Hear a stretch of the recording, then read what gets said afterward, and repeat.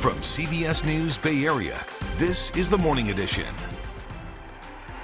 And the Morning Edition begins with a developing story this morning. Thousands are still stuck on this ship here at Pier 27 for over 24 hours. I'm Justin Andrews. How damage at the dock is delaying vacation destination plans for some.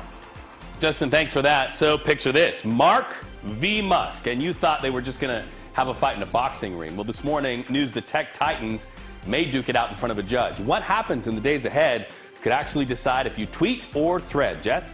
And we are off to a cool start heading into our morning hours today, but we're still going to be below average heading into this weekend. A lot nicer than last weekend with those heat advisories. We'll have more on that coming up. All right, Justin, for some of us, one more workday before the weekend. We've got this already a busy morning for our super commuters. We'll tell you how it's looking over at the Altamont Pass, plus how our Bay Area bridges are looking. Read. All right, let's take a live look outside this morning on a Friday. Cooler than average temperatures are going to continue through the weekend. Oh, that just feels good. I want to meditate to that. Let's get a check of weather and traffic, beginning with First Alert meteorologist Jessica Birch. That's just like a nice om. Oh, I love that Black pretty? Mountain cam. You get to see that when you fly. You get to see that all the time. We should go flying sometime soon. Take me. I would love to do that with you. But seriously, it is a beautiful start to the morning. Just above that cloud layer, we see a stunning sunrise. Official sunrise was just a couple minutes ago, but I will say this. Underneath that sunrise, we're still dealing with some low visibility closer to the coast. I'll show you that live look in a second. Here's a live look from our Mount Diablo cam over the Carquinez Strait, where daytime highs today off in the East Bay are expected to hit the upper 60s, lower 70s just around that noon hour, and then daytime highs are going to be topping off in those mid 70s into the afternoon. Sunny skies over there, not so sunny skies along our coast today. This is a live look over the Golden Gate Bridge. Oh, such a beautiful sight to see. That marine layer is kind of floating around 600, 700 feet as we speak, but it's not impacting visibility at the road. But notice how breezy it is with that American flag just waving in the wind. The winds are only going to get stronger, really, as we head into the afternoon hours today along the coast as low pressure continues to circulate them in from offshore. So this is what it looks like for all of us. We're all going to notice it today. I always joke around and say it's a hair tie weather day for all of us long-haired ladies and gentlemen, but really it is. We have some gusty conditions already this morning from Bodega Bay down into San Francisco. We'll continue to see stronger winds into the evening hours off in those East Inland Hills just around dinner time, actually. So about 30-mile-per-hour wind gust off there. A very similar trend along the coast. We have some more daytime highs that are going to start warming up heading into next week. I'm going to talk more about that in a bit, but for now, over to you, Jocelyn. All right, thank you, Jess. Well, let's take a look at how our roadways are looking on this Friday morning. Happy Friday. For our super commuters, of course, it's already busy out over the Altamont Pass. 40-minute drive from 205 over to 680 already, so just be patient out there. It has been getting busier as the morning progresses in that area there. Over at the San Mateo Bridge, things are already busy going westbound. 9-minute drive if you're headed from 880 over to 101. Over at the Bay Bridge, those metering lights are about to turn on. 12-minute drive from the maze over into the city. We'll update you when those metering lights officially turn on. Read. All right, from the roadways to the waterways, developing this morning, thousands still stuck in the port of San Francisco. People who were supposed to be sailing to Alaska, but after a cruise crunch by the Ruby Princess, the ship is parked, and so are the people on board after what was a docking mistake put a scuff at the back end of the Princess. And that's where we find Justin Andrews live at Pier 27 this morning. I said it earlier, I'm saying they need a free buffet to compensate for this, at least.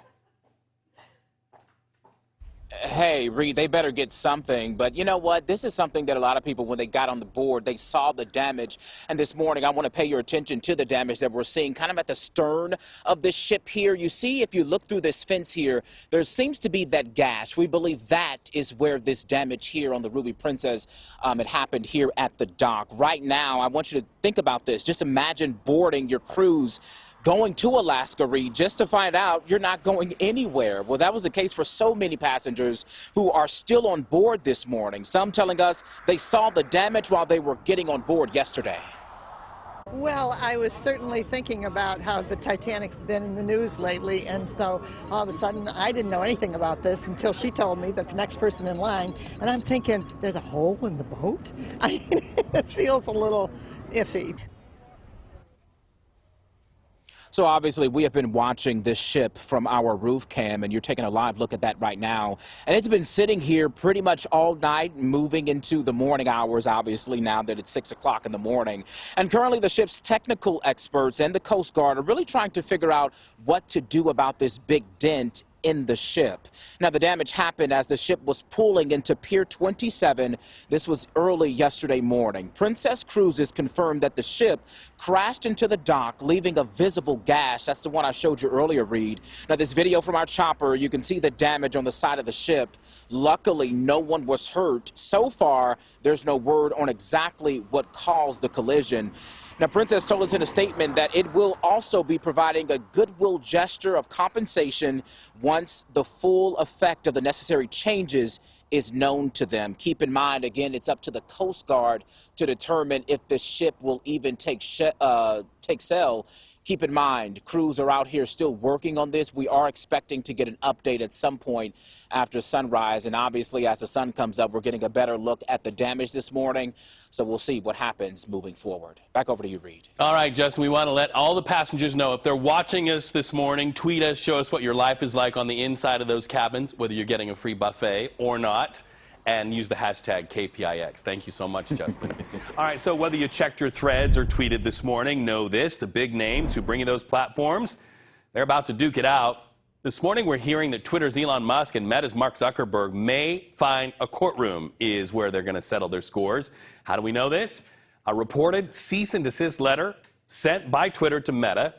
We have a little bit of an idea of what is in that letter. It accuses Zuckerberg's team of stealing trade secrets by hiring former Twitter workers to develop a copycat app. That's their words.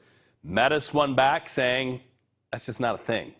So Musk is not stopping at cease and desist. He's even going on his own platform, tweeting, competition is fine, cheating is not. Can you see him like shaking his hand as he did it?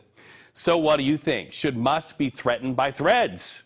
Thread or tweet us, and your reply might be seen right here on The Morning Show. We love hearing from you. Now to the story of a Petaluma hiker missing in Yosemite National Park. And the headline this morning is this: accidents when you're traveling in the summer can happen in a flash. 24-year-old Hayden Klemenuk's sister says it all started with a simple slip. And we're now getting a picture of his moments before he disappeared. Hayden was hiking with friends at a popular falls area Sunday afternoon. He and his group just stopped simply like any of us do out on the trail, to stop to cool off. But one misstep on a rock changed everything. Listen. They were leaning down to dunk their heads in and their hats in to cool off when, within a split second, it sounds like Hayden slipped. One of his hands or one of his knees slipped, and he slipped into the water, into the current. That's Taylor McKinney, Hayden's sister. She's going to be among family members who go into the weekend retracing Hayden's steps. They believe his history as an accomplished athlete really gives him a fighting chance to live. He is incredibly resilient and a problem solver. He does not give up, and he is the most intelligent person. And if anyone were to overcome odds, it would be Hayden. Hayden's sister reminding all of us as we explore the great outdoors this summer, park rangers also adding to this conversation, saying no matter your level of experience, it's really important to be careful around the park's swollen falls, the rivers, and the creeks. Make sure to have those conversations, especially with your little ones, if you're going out in the great outdoors this summer. Well, you know, you rely on them day in and day out, rain, sleet, snow, or shine, to bring you your mail. But now our postal carriers are under attack in the Bay Area. In fact, another postal carrier attacked in the East Bay, targeted, and we're learning that the bad guys are not just going after letters and packages and what's inside. They're after something that ends up on the dark web. We sent out Kelsey Thorud to explain. Margaret Orlando has lived off Gemini Court in Concord for decades.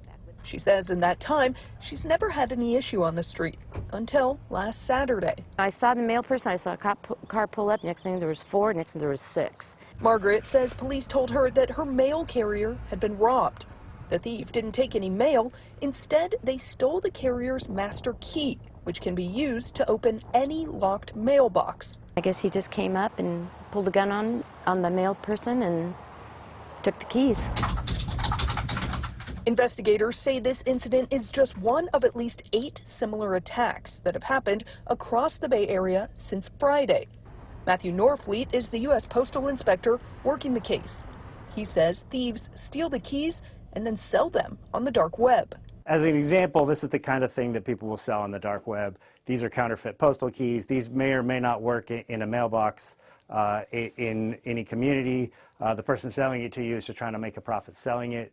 They don't necessarily care how good they are. Back on Gemini Court, Margaret says the robbery has put everyone on edge. Now the neighbors are making a point to keep a lookout for their mail carrier every time they stop by. Now, everybody here knows what happened, and so we're keeping an eye on the mail people. You know, they're pretty important. They don't need this. I want them to be safe. Now, the postal inspector is asking for the public's help in this. They are asking anyone who knows anything about any of these incidents to please contact their office. They say that it's a crime just to possess one of these master keys, even if it's not used for an additional crime.